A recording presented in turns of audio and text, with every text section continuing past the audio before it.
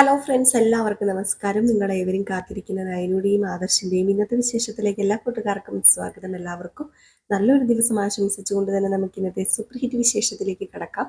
അതിനു മുമ്പായിട്ട് ആരെങ്കിലും നമ്മുടെ ഈ ചാനൽ ആദ്യമായിട്ട് കാണുന്നുണ്ടെങ്കിൽ ഇതുവരെ സബ്സ്ക്രൈബ് ഒന്നും ചെയ്ത് വെച്ചിട്ടില്ലെങ്കിൽ തീർച്ചയായിട്ടും ഒന്ന് സബ്സ്ക്രൈബ് ചെയ്ത് വെച്ചോളൂ കേട്ടോ. അതിനോടൊപ്പം മാക്സിമം എല്ലാവരും നമ്മുടെ വീഡിയോ ഇഷ്ടപ്പെടുകയാണെങ്കിൽ ഒരു ലൈക്ക് അടിച്ചിട്ടേ പോകാറുള്ളൂ. അപ്പോൾ തുടങ്ങുമ്പോൾ തന്നെ കാണിക്കുന്നത് കനകേനെയും ഗോവിന്ദനെയും നയനയും നവ്യയും അതുപോലെ തന്നെ നമ്മുടെ ദേവയാനിയാണ്. അങ്ങനെ നമ്മുടെ ദേവയാനിയോട് കാര്യങ്ങളൊക്കെ ഗോവിന്ദൻ പറയുകയാണ് കേട്ടോ. അപ്പം നമ്മുടെ നന്ദു ഇങ്ങനെയാകാൻ സാഹചര്യം എന്താണ്, അതായത് ആണിന്റെ ആ ഒരു രീതിയാകാൻ കാരണം എന്താണ് എന്ന് വിശദീകരിക്കുകയാണ്. അപ്പം കുഞ്ഞ് ജനിക്കുന്നതിന് മുമ്പ് തന്നെ നമ്മുടെ കനകയും ഗോവിന്ദനും ഒരു തിയേറ്ററിൽ സിനിമ കാണാൻ പോയിരുന്നു. അവിടെ വെച്ച് നമ്മുടെ കനകയെ കുറച്ചു പേരിങ്ങനെ എന്താ പറയുക, കളിയാക്കുകയും കമൻ്റൊക്കെ അടിക്കില്ലേ, കമൻ്റൊക്കെ അടിക്കുകയും മോശമായ രീതിയിൽ കുറച്ച് ആണുങ്ങൾ പെരുമാറി. ഇത് കണ്ടിട്ട് ഗോവിന്ദൻ അവിടെ പ്രതികരിച്ചിരുന്നു. ഗോവിന്ദൻ നല്ല രീതിയിൽ തന്നെ എല്ലാവരെയും എന്താ പറയുക വഴക്ക് പറയുകയും ഇനി മേലാൽ ഇത് ആവർത്തിക്കരുത് എന്നൊക്കെ പറയുകയൊക്കെ ചെയ്തു. പക്ഷെ ഇതിന് പിന്നാലെ നമ്മുടെ കനകയുടെ പുറകെ എന്നും ആ ഒരു 3-4-5 ആണുങ്ങൾ ഉണ്ടായിരുന്നു. എന്നും ശല്യം ചെയ്യാനൊക്കെ ഉണ്ടായിരുന്നു. കാരണം നമ്മുടെ ഗോവിന്ദൻ വഴക്ക് പറഞ്ഞത് കൊണ്ടും ഗോവിന്ദൻ അവരെ അവിടെ നാണം കെടുത്തിയത് കൊണ്ടുമൊക്കെ അന്ന് ഗോവിന്ദൻ തീരുമാനിച്ചതാണ്, ഇനി ഉണ്ടാകുന്ന കുഞ്ഞാണാണെങ്കിലും പെണ്ണാണെങ്കിലും അതിനെ ഒരാണിനെ പോലെ തന്നെ വളർത്തണമെന്നും ഒരു ആരെങ്കിലും എതിർക്കാൻ വന്നു കഴിഞ്ഞിട്ടുണ്ടെങ്കിൽ 10 തിരിച്ചു പറയാനുള്ള ഒരു ശേഷി ഉണ്ടാക്കിയെടുക്കണമെന്നും ഫൈറ്റ് ചെയ്യാനുള്ള ഒരു ശേഷി ഉണ്ടാക്കിയെടുക്കണമെന്നും കരട്ടയും കളരിയും ഒക്കെ പഠിപ്പിക്കണമെന്നും ഒക്കെ ഇങ്ങനെ ഓർത്തിരുന്നു എന്നിങ്ങനെ ഗോവിന്ദൻ ഇങ്ങനെ പറയുകയാണ് കേട്ടോ. അപ്പം കുറച്ചൊരു കഥയുടെ രൂപത്തിലാണ് ഗോവിന്ദൻ പറയുന്നത്. ഇത് കേട്ട് കഴിഞ്ഞപ്പോൾ തന്നെ ദേവയാനി പറഞ്ഞു, അപ്പൊ അതുകൊണ്ടാണല്ലേ നന്ദു ഇങ്ങനെയായി തീർന്നത്. അല്ലെങ്കിലും പെണ്ണുങ്ങൾക്ക് കുറച്ച് ഉശിരമുള്ളത് നല്ലത് തന്നെയാണ്. ആണുങ്ങളെ പോലെ തന്നെ ആയിരിക്കണം പെണ്ണുങ്ങളും. ആണ് പെണ്ണ് എന്നൊരു വേറ്റുകൃത്യമൊന്നും ഉണ്ടാകാൻ പാടില്ല. ഏതായാലും നന്ദുവിന്റെ ക്യാരക്ടർ എനിക്ക് ഒത്തിരി ഇഷ്ടമാന്ന് പറഞ്ഞപ്പോഴത്തേക്കും ആണ് നമ്മുടെ നയന പറഞ്ഞത്, നന്ദുവിന്റെ ക്യാരക്ടർ ആർക്കും ഇഷ്ടമാകും. പക്ഷേ ഉണ്ടല്ലോ, വീട്ടിലിരിക്കുന്നവർക്ക് ആ പേടി. അവൾ ആരോട് എപ്പോഴാ എങ്ങനെയാ പെരുമാറുന്നതെന്നൊന്നും പറയാൻ പറ്റില്ല. ആരുടെയും മുഖം നോക്കില്ല. അതുമല്ല, അത് നടുറോഡാണോ, ആരെങ്കിലും കേൾക്കുവോ, ആർക്ക് എന്ത് തോന്നും എന്നൊന്നും അവൾക്ക് ആ ഒരു ഇതില്ല. അവള് നേരെ ചോദിക്കാനുള്ള കാര്യം ചോദിക്കുകയും ചെയ്യും. 2 കൊടുക്കാൻ്റെ സ്ഥാനത്ത് 2 സ്ഥാനത്ത് ഒരു 10 കൊടുക്കുകയും ചെയ്യും. അങ്ങനെയല്ലേ മോളെ വേണ്ടത്. പിന്നെ അല്ലാതെ നയനെ നിന്നെ പോലെ എല്ലാം കേട്ടിങ്ങനെ കുഞ്ഞി നിൽക്കണം എന്നാണോ നീ പറയുന്നത്? ഹേയ്, ഞാന് എല്ലാം കേട്ട് കുഞ്ഞൊന്നും നിൽക്കില്ലമ്മേ. പിന്നെ ഇപ്പം കുറച്ച് ഞാൻ ഒതുങ്ങിയിട്ടുണ്ട്. അപ്പോഴത്തേക്കും ഗോവിന്ദനും പറഞ്ഞു, അത് ശരിയാ, നയനിക്കും നല്ല നാക്കാണ് കേട്ടോ. അവള് കൈപ്പെരുമാറ്റം ഒന്നും ഇല്ലെങ്കിലും നല്ല നാക്കൊണ്ട് വെക്ക്. ഇവള് ആരെങ്കിലും എന്തെങ്കിലും പറഞ്ഞാല് അത് ന്യായമുള്ള കാര്യം അല്ലെങ്കിൽ അപ്പൊ തന്നെ ആ സ്പോട്ടിൽ തന്നെ പ്രതികരിക്കും. അപ്പോഴത്തേക്കുമാണ് ദേവയാനി പറഞ്ഞത്, അങ്ങനെ പ്രതികരിച്ച കാര്യം എനിക്കറിയാം. അല്ല, എൻ്റെ മോനിട്ട് ഒരു അഴിയൊക്കെ കൊടുത്തല്ലായിരുന്നു ഇവള്. അപ്പോഴത്തേക്കും പെട്ടെന്ന് നയനു ഒന്ന് ചമ്മിട്ടോ. നയനു ഒന്ന് ചമ്മിയപ്പോഴത്തേക്കും ദേവയാനി പറഞ്ഞു, പഴയ കാര്യങ്ങളൊന്നും ഞാൻ ഓർമ്മിപ്പിച്ചല്ല കേട്ടോ. അങ്ങനെ തന്നെ വേണം. ഇങ്ങോട്ടേക്ക് ആരും മെക്കിട്ട് കയറാൻ വന്നാലും അങ്ങോട്ടേക്ക് 2 കൊടുത്തോണം. അത് പെണ്ണാണെങ്കിലും ആണാണെങ്കിലും. അങ്ങനെയുള്ള പെൺകുട്ടികളെയാ എനിക്കിഷ്ടം. അപ്പോഴത്തേക്കും നവ്യ പറഞ്ഞു, ഏതായാലും ഇനി ഇവള് ക്യാമ്പിൽ പോയി കഴിഞ്ഞിട്ടുണ്ടെങ്കിൽ അവിടുത്തെ സ്റ്റാർ ആയിരിക്കും. നന്ദു ആയിരിക്കും എല്ലാവരെക്കാളും മുമ്പിൽ എല്ലാ കാര്യങ്ങളും ചെയ്യുന്നത്. കാരണം അവൾക്കൊരു പ്രത്യേക എനർജിയും പവറും ഒക്കെ ഉണ്ടല്ലോ സ്വാഭാവികമായിട്ടും. അപ്പൊ അതുകൊണ്ട് തന്നെ ഇവള് തന്നെയായിരിക്കും ആണുങ്ങളെക്കാളും മുമ്പിലും, ഇവള് തന്നെയായിരിക്കും എല്ലാത്തിനും ഒന്നാമത് തന്നെ അവൾ എത്തുള്ളൂ എന്നൊക്കെ പറഞ്ഞു. അപ്പൊ ഈ ഒരു സമയത്ത് നമ്മുടെ നന്ദു അകത്തുണ്ട് കേട്ടോ. നന്ദു അകത്തിരുന്നിട്ട്, എൻ്റെ ദൈവമേ ഇതെന്താ, ഇവരിങ്ങനെ വർത്താനം പറഞ്ഞ് കൂടി ഇങ്ങനെ ഇരിക്കുന്ന സമയത്ത് ഒരിക്കലും എനിക്ക് പോകാൻ പറ്റില്ല. അനി വിളിക്കുകയും ചെയ്തു. അനി പുറകിൽ വന്ന് നിൽപ്പുണ്ടല്ലോ. അപ്പൊ അനി ഇന്നലെ വിളിച്ചായിരുന്നല്ലോ, നന്ദുവിനോട് ഇറങ്ങി വരണോ, എനിക്ക് കാണണമെന്ന് പറഞ്ഞല്ലോ. പുറകിൽ ഇവരുടെ വീട്ടിന്റെ പുറകിൽ ഏതോ ഒരു സ്ഥലത്ത് വന്ന് നിൽക്കുകയാണ്. അപ്പൊ അതുകൊണ്ട് ആ ഒരു വെപ്രാളമാണ് നന്ദുവിന്. ചെല്ലാതെ ഇരിക്കാനും പറ്റില്ല. ചെല്ലാതെ ഇരുന്ന് കഴിഞ്ഞാൽ നന്ദു ചിലപ്പോൾ ഇങ്ങോട്ടേക്ക് കയറി വന്നാൽ അത് അതിലും വലിയ പ്രശ്നമാകും. അപ്പൊ അതുകൊണ്ട് ആകെപ്പാടെ ടെൻഷൻ അടിച്ചിരിക്കുക. ഈ സമയത്ത് നമ്മുടെ അനിയെ കാണിക്കുക. അനിയാണെങ്കിൽ ഇതെന്താ അവൾ ഇതുവരെ വരാത്തത് എന്ന് പറഞ്ഞ് പതുക്കെ ആ വീടിന്റെ ആ സൈഡിൽ കൂടെ പോകുമ്പോഴത്തേക്കുമാണ് നമ്മുടെ ദേവി അനിയുടെ കാറ് കിടക്കുന്നത് കാണുന്നത്. ഇത് വല്യമ്മയുടെ കാറാണല്ലോ, വല്യമ്മ എന്താ ഇവിടെ എന്നൊക്കെ ഓർത്തിങ്ങനെ നമ്മുടെ അനി ഇങ്ങനെ പകച്ചു നിൽക്കുകയാണ് കേട്ടോ. കാരണം ദേവേനി എന്താ ഇവിടെ വന്നതെന്ന് ചിന്തിച്ച് പോകുമല്ലോ, എനിക്കറിയില്ലല്ലോ. അപ്പൊ ഇത് കഴിഞ്ഞ് പിന്നെ കാണിക്കുന്ന സീൻ എന്ന് പറഞ്ഞിട്ടുണ്ടെങ്കിൽ നമ്മുടെ ആദർശിന്റെ അച്ഛൻ ജയനെയാണ്. അങ്ങനെ ആദർശ് ഇങ്ങനെ അതും ഇതുമൊക്കെ ആലോചിച്ച് ഇങ്ങനെ നടക്കുമ്പോഴത്തേക്ക് ജയൻ വന്നിട്ട്, എന്താ മോനെ നിനക്ക് പറ്റിയത്? അത് പിന്നെ വേറൊന്നുമല്ല, അമ്മ അമ്പലത്തിൽ പോയേക്കുവാണല്ലേ? അതെ, അമ്മ അമ്പലത്തിൽ പോയേക്കുക. അമ്പലത്തിൽ പോയേക്കാന്ന് ആരാ അച്ഛനോട് പറഞ്ഞത്? അല്ല അമ്പലത്തിൽ പോകുക പറഞ്ഞാണല്ലോ അയാൾ ഇവിടുന്ന് പോയത്. എങ്കിൽ പിന്നെ അമ്പലത്തിലേക്കല്ല അമ്മ പോയിരിക്കുന്നത്. അമ്മ പലയിടത്തും പോകുക എന്ന് പറഞ്ഞ് ഇവിടെ നിന്ന് ഇറങ്ങുന്നതേ നമ്മളെ എല്ലാം പൊട്ടന്മാരാക്കിക്കൊണ്ടാ. നമ്മളെ പൊട്ടന്മാരാക്കിക്കൊണ്ടോ? അല്ല അമ്മേനെ ഇപ്പം അച്ഛൻ ശ്രദ്ധിക്കാറുണ്ടോ? അതൊക്കെ ഞാൻ ശ്രദ്ധിക്കാറുണ്ട്. ഈയിടെയായിട്ട് അയാൾക്ക് എന്തോ ഒരു വശപശയൊക്കെ ഉണ്ട്. ആ വശപശക്ക് ഈയിടെയായിട്ട് തുടങ്ങിയതല്ല. അന്ന് അവാർഡ് ദാന ചടങ്ങ് ഓർക്കുന്നുണ്ടോ നയനയ്ക്ക് കൊടുത്തേ? ആ, അന്ന് മുതൽ തുടങ്ങിയതാ. അച്ഛാ, ഇതിങ്ങനെ വിട്ടാൽ ശരിയാവില്ല. ഈ പറയുന്ന എൻ്റെ അമ്മയും എൻ്റെ ഭാര്യയും കൂടെ ഒത്തു കളിക്കുന്ന കളിയാണ്. അവരൊത്തു കളിക്കുന്ന കളി നമ്മളെയെല്ലാം പൊട്ടന്മാരാക്കിക്കൊണ്ടാ. പോട്ടെ, നയനയ്ക്ക് എന്നോടൊന്ന് പറയാലോ. അമ്മ എന്നോട് പറയുന്നില്ല. കാരണം അമ്മയെ നമ്മളെല്ലാവരും കൂടി പറ്റിച്ചു. പക്ഷേ നയനെ അങ്ങനെയാണോ?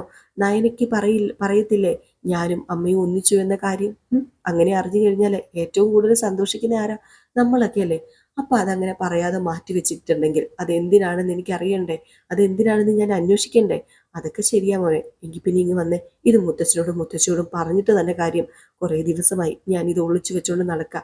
ഇനി ഇത് പറയാതിരുന്നാൽ ശരിയാവില്ല. എനിക്കിത് മുത്തച്ഛനോടും മുത്തശ്ശിയോടും പറയണം എന്ന് പറഞ്ഞ് നേരെ മുത്തച്ഛൻ്റെ മുത്തശ്ശിയുടെ അടുത്ത് ജയനും അതുപോലെ തന്നെ നമ്മുടെ ആദർശം കൂടെ ചെല്ലുകയാണ്. അങ്ങനെ ആദർശ് ഇങ്ങനെ പറയാ, മുത്തച്ഛ, എനിക്ക് മുത്തച്ഛനോട് ഒരു കാര്യം പറയാനുണ്ടായിരുന്നു. എന്താ മോനെ? അല്ലെങ്കിൽ ഞാനും നിന്നോട് ഒരു കാര്യം ചോദിക്കാൻ ഇരിക്കായിരുന്നു. 2-3 ദിവസമായിട്ട് നിനക്ക് എന്താ ഒരു എനർജി കുറവ്, ഒരു ഉഷാറില്ലായ്മ? നീ എന്തോ തലയ്ക്ക് അകത്ത് എന്തോ പോഞ്ഞ് നടക്കാന്ന് തോന്നുന്നു. അത് പിന്നെ എങ്ങനെ പുകയ്ക്കാതിരിക്കും? അല്ല, എൻ്റെ അമ്മയും എൻ്റെ ഭാര്യയും ഒന്നിക്കുന്നതിനെ കുറിച്ച് നിങ്ങൾക്ക് എന്താ അഭിപ്രായം? അതിനെക്കുറിച്ച് എന്താ അഭിപ്രായം പറയാനാ?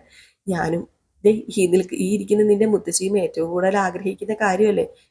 നിന്റെ അമ്മയും നിന്റെ ഭാര്യയും ഒന്നിക്കണം. അത് തന്നെയാണ് ഞങ്ങളുടെ ആഗ്രഹം. അത് പക്ഷെ നടക്കാൻ പോകുന്നില്ലല്ലോ. ആര് പറഞ്ഞു നടക്കാൻ പോകുന്നില്ലെന്ന്? അതൊക്കെ നടന്നു കഴിഞ്ഞു. എന്താ മോനെ നീ പറയുന്നത്? അതൊക്കെ നടന്നു കഴിഞ്ഞെന്നോ? അതൊക്കെ നടന്നു കഴിഞ്ഞു. നമ്മളെയൊക്കെ കബളിപ്പിക്കുക എൻ്റെ ഭാര്യയും എൻ്റെ അമ്മയും കൂടി ചേർന്ന്. കബളിപ്പിക്കുകയാണെന്നോ? എന്താ ആദർശേ? എനിക്കൊന്നും മനസ്സിലാവുന്നില്ല. ജയൻ പറഞ്ഞു, അതെ അച്ഛാ, നമ്മളെ എല്ലാവരെയും കൂടെ പറ്റിക്കാന്ന ആദർശ് പറയുന്നത്. ഇവന് അത് 100% ഉറപ്പാണത്രേ. എന്തുറപ്പ്? എന്ത് പറ്റിക്കല്? ഞങ്ങൾക്ക് ഒന്നും മനസ്സിലാവുന്നില്ല മോനെ. നീ വ്യക്തമാക്കി പറ. അത് പിന്നെ മുത്തച്ഛ, ഇവിടുന്ന് അമ്മ അമ്പലത്തിലേക്കാന്ന് പറഞ്ഞ് എന്നും പോകുന്നുണ്ടല്ലോ. അത് അമ്പലത്തിലേക്ക് പോകുന്നതല്ല, അമ്മായിയമ്മയും മരുമകളും ഒത്തുകൂടാൻ വേണ്ടി പോകുന്നതാ. അതും എവിടെ? അങ്ങ് നന്ദാവനത്തില്. മോനെ, നീ പറയുന്നത്? അതെ, ഞാൻ പറയുന്നത് ശരിയാ. അവര് ഒന്നിച്ചു കഴിഞ്ഞു. എന്നാന്നറിയാമോ? അന്ന് ആ അവാർഡ് ദാന ചടങ്ങ് നടന്നില്ലേ, അന്ന് തന്നെ അവരൊന്നിച്ചായിരുന്നു. അന്ന് അമ്മയുടെ ഭയങ്കര പ്രകടനമല്ലേ ഇവിടെ കാഴ്ചവെച്ചത്. ഞാൻ അവാർഡ് ദാന ചടങ്ങിൽ പോകില്ല, പങ്കെടുക്കില്ല. എന്നിട്ട് എന്താ, ലാസ്റ്റ് പോയല്ലോ, പങ്കെടുത്തല്ലോ. അതിൻ്റെയൊക്കെ പിന്നിൽ എന്താ? ഈ അവാർഡ് ദാന ചടങ്ങിന്റെ പിന്നിൽ തന്നെ ആരായിരുന്നെന്നാ അച്ഛന്റെ വിചാരം? അല്ല, അച്ഛനല്ല, മുത്തശ്ശന്റെ വിചാരം.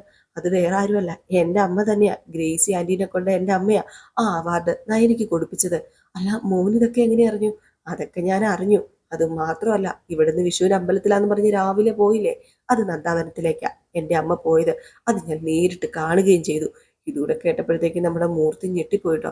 എന്നിട്ട് ആദർശ് പറഞ്ഞു, അല്ല, ഇങ്ങനെയുള്ള കാര്യങ്ങൾ എൻ്റെ അമ്മ എന്നോട് പറയില്ല. കാരണം അമ്മയ്ക്ക് നാണക്കേട് തോന്നും. അമ്മയും നയനയും ഒരുപാട് ഫൈറ്റ് ചെയ്താണല്ലോ. അമ്മയ്ക്ക് നയനെ ഒട്ടും ഇഷ്ടമില്ലായിരുന്നല്ലോ. അപ്പൊ അതുകൊണ്ട് തന്നെ അമ്മയ്ക്ക് പറയാൻ ഒരു മടി ഉണ്ടാകും. അത് സ്വാഭാവികം. പക്ഷെ എൻ്റെ ഭാര്യ അത് എന്തുകൊണ്ട് എന്നോട് പറഞ്ഞില്ല? അത് തെറ്റല്ലേ മുത്തച്ഛ? അത് അത് തെറ്റാണ് മോനെ. അങ്ങനെ അവൾ അത് പറഞ്ഞില്ല എങ്കിൽ അത് തെറ്റ് തന്നെയാണ്. ഇത് കേട്ടതും നമ്മുടെ ആദർശൻ എന്താ, അത് തെറ്റാണെന്ന് മനസ്സിലായി. ഏതായാലും മൂർത്തിക്കും അത് തെറ്റാണെന്ന് മനസ്സിലായി. കാരണം ആദർശനോട് പറയായിരുന്നു, ശരിയാണ്. പക്ഷെ നമ്മുടെ നയനെ പറഞ്ഞിട്ടുമില്ല. അപ്പം മൂർത്തിയും കൂടി ഇങ്ങനെ പറഞ്ഞപ്പോഴത്തേക്കും ആദർശന് കുറച്ചുകൂടെ ധൈര്യവും അപ്പം ഞാൻ ഉദ്ദേശിക്കുന്ന പോലെ തന്നെയാണ്. അപ്പം നയന ചെയ്തത് തെറ്റാണ് എന്നുള്ളൊരു ധാരണ വീണ്ടും കൂടി. അങ്ങനെ ആദർശ് പറയാ, ഏതായാലും മുത്തച്ഛനും മുത്തശ്ശിയും അപ്പൊ ഇളയച്ചനും ഉണ്ട് കേട്ടോ. ഇളയച്ചനും എൻ്റെ കൂടെ നിന്നേ പറ്റൂ. കള്ളം പറയുന്നതിനെ പ്രോത്സാഹിപ്പിക്കാനേ എനിക്ക് പറ്റത്തില്ല. അങ്ങനെയാണല്ലോ ഞങ്ങളെ പഠിപ്പിച്ചിട്ടുള്ളത്. അല്ല, എങ്കിലും ഈ കരള് ദാനമായി കൊടുത്തതിന് ശേഷം ദേവേനെ സത്യം അറിയിക്കാതിരിക്കാൻ നമ്മൾ കുറെ കള്ളങ്ങൾ പറഞ്ഞിട്ടില്ലേ? അത് എന്തുകൊണ്ടാ മുത്തച്ഛ കള്ളം പറഞ്ഞത്? അവിടെ അങ്ങനെ പറഞ്ഞില്ലായിരുന്നെങ്കിൽ അമ്മ ഒരു കാരണവശാലും മരുമകളുടെ സഹായം സ്വീകരിക്കില്ലായിരുന്നു. അതുകൊണ്ടല്ലേ നമ്മൾ അതെല്ലാം മറച്ചു വെച്ചത്. അല്ലാതെ നമ്മൾ മനഃപൂർവ്വം സത്യം മറച്ചു വെച്ചതല്ലല്ലോ. അതുപോലെയാണോ ഈ കാര്യം? അതുമായിട്ട് കമ്പയർ ചെയ്യാൻ പറ്റുമോ? അമ്മ നയനയെ സ്നേഹിച്ചു തുടങ്ങുന്ന നയന വന്ന് പറഞ്ഞാൽ നമ്മൾ ആരെങ്കിലും അവളെ കുറ്റപ്പെടുത്തുവോ? അവളെ മാറ്റി നിർത്തുവോ? അവര് പരസ്പരം സ്നേഹിക്കുന്നത് ശരിയല്ലെന്ന് പറയുമോ? ഇല്ലല്ലോ. പിന്നെ എന്തിനാ ഇങ്ങനെ ഒരു നാടകം കളിച്ചത്? അതെനിക്ക് സഹിക്കാൻ പറ്റുന്നില്ല. ഓർക്കുമ്പോൾ സങ്കടം വരുവോ ദേഷ്യം വരുവോ ഒക്കെ ചെയ്യുന്നുണ്ട്. അല്ല, എന്നാ പിന്നെ നീ എന്താന്ന് വെച്ചാ ചെയ്യ, ഞങ്ങള് കൂടെ ഉണ്ടാകും. നിന്റെ തീരുമാനം എന്താണോ അതുപോലെ മുന്നോട്ടേക്ക് പോകാം. അല്ലെങ്കിലും ഈ വീടും കമ്പനിയും ഒക്കെ നിയന്ത്രിക്കുന്നത് നീയല്ലേ. അതുകൊണ്ട് നിന്റെ അഭിപ്രായങ്ങൾക്ക് ഞാന് എതിര് പറയുന്നില്ല. അങ്ങനെയൊന്നും വേണ്ട മുത്തശ്ശ. ഇപ്പോഴും മുത്തശ്ശനെക്കാളും ഒരുപാട് താഴെ തന്നെ ഞാൻ അങ്ങനെ നിൽക്കാനാണ് ഞാൻ ആഗ്രഹിക്കുന്നത്.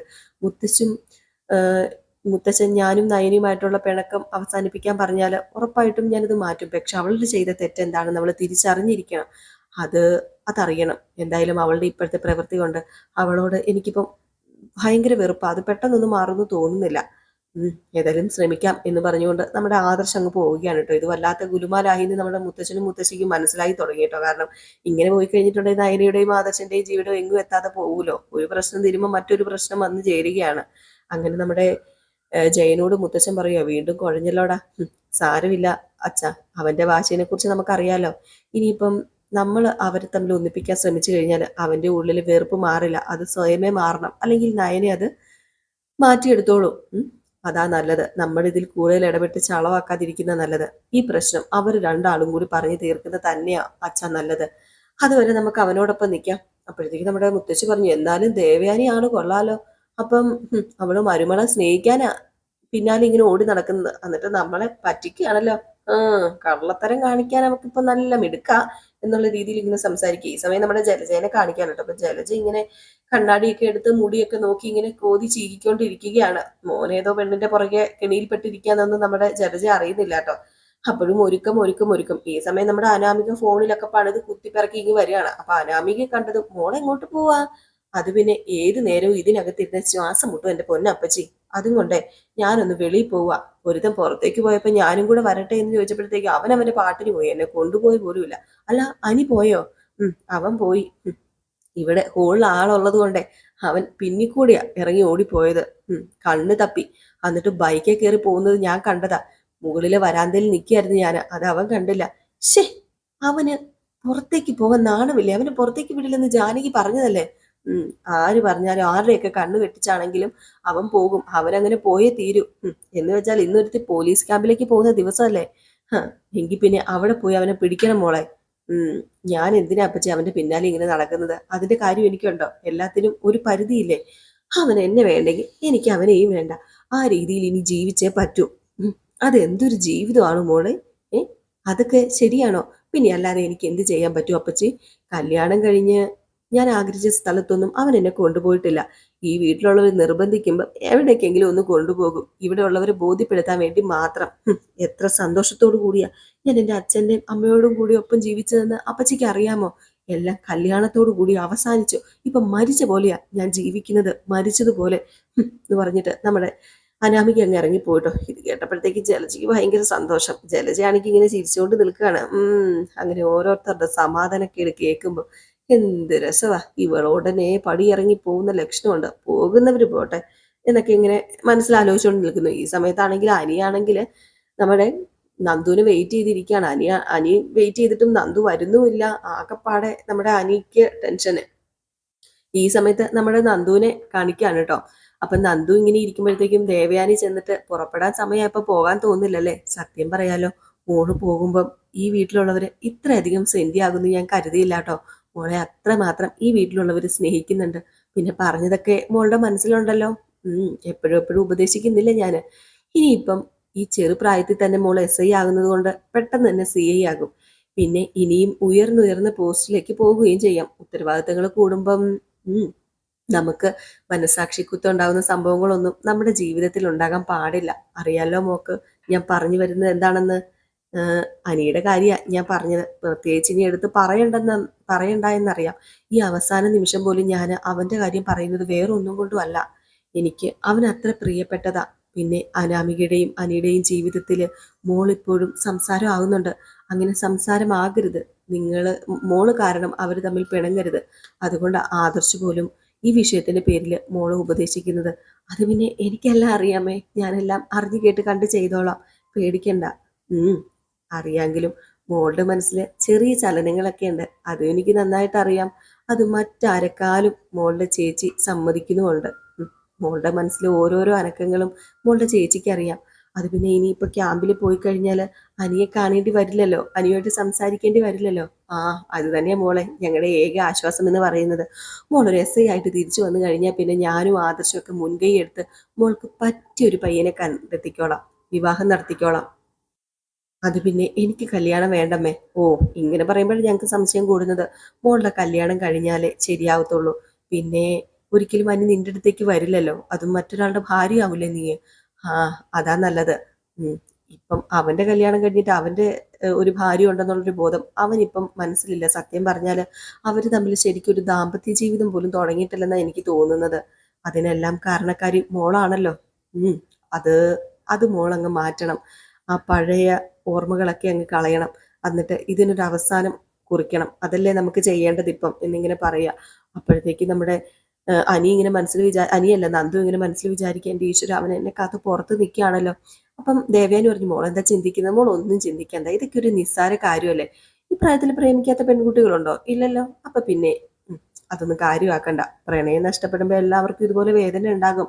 അതിങ്ങനെ കാലക്രമേണ അത് മാറിപ്പൊക്കോളും. പിന്നെ മറ്റൊരു ജീവിതത്തിലേക്ക് നമ്മൾ പോയാൽ അത് പെട്ടെന്ന് മറക്കുകയും ചെയ്യും. അങ്ങനെ മറക്കണം, അതാണ് ഒരു പെണ്ണിന് വേണ്ടത്.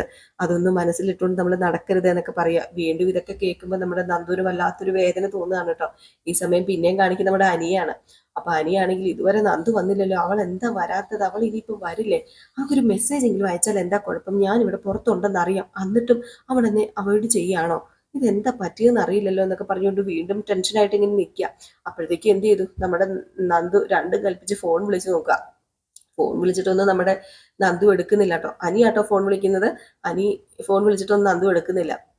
എങ്കിൽ പിന്നെ ഒരു കാര്യം ചെയ്യാം, ആ വീട്ടിലേക്ക് തന്നെ ഒന്ന് കയറി ചെല്ലാം. വല്യമ്മയ്ക്ക് ഇഷ്ടമില്ലാത്ത വീട്ടിൽ വല്യമ്മ എന്തിനാ ചെന്നതെന്ന് ആദ്യം ഒന്ന് അറിയണമല്ലോ. അങ്ങനെ പറഞ്ഞ് കയറി ചെല്ലാന്ന് പറഞ്ഞ് നമ്മുടെ അനി നേരെ നന്ദാവനത്തിലേക്ക് കയറി ചെല്ലാൻ തുടങ്ങുക. അങ്ങനെ നന്ദാവനത്തിലേക്ക് അനി കയറി ചെന്നപ്പം ആകെപ്പാടെ നമ്മുടെ നയനിയും നബിയും കനകയും ഗോവിന്ദനും ഒക്കെ ഞെട്ടിട്ടോ. അപ്പോഴത്തേക്കും പെട്ടെന്ന് കനക ചോദിച്ചു, അല്ല മോനെന്താ ഇവിടെ എന്ന് ചിരിച്ചുകൊണ്ട് തന്നെ ചോദിച്ചത്. ചിരിക്കാതെ ചോദിക്കാൻ പറ്റത്തില്ല. അപ്പം പറഞ്ഞു, അത് പിന്നെ ഞാൻ പോകുന്നതിന് മുമ്പ് നന്ദൂരി ഒന്ന് കാണണം, സംസാരിക്കണം എന്നൊക്കെ തോന്നിയത്. അപ്പോഴാണ് നന്ദൂരിയും കൂട്ടിക്കൊണ്ട് ദേവയാനി അകത്തുനിന്ന് ഇറങ്ങി വരുന്നത്. കിടക്കണോ, തീർന്നില്ലേ. ഏതായാലും ഈ ഒരു സീൻ കാണിച്ചിട്ടാട്ടോ ഇന്നത്തെ വിശേഷം അവസാനിക്കുന്നത്. എല്ലാവരും കാത്തിരിക്കുക അടുത്ത വിശേഷത്തിനായിട്ട്. അടുത്ത വിശേഷവുമായിട്ട് വരാം. പിന്നെ നമ്മുടെ ബാലന്റെയും ഗോമതിയുടെയും വിശേഷം റിയൽ സ്റ്റോറിയിലും, അതുപോലെ റിയൽ സ്റ്റോറി ന്യൂയില് ഗൗതമിന്റെയും നന്ദയുടെയും വിശേഷവും ഇടുന്നുണ്ട്. കാണണോട്ടോ പോയി. എല്ലാവർക്കും ടാറ്റാ ബൈ ബൈ.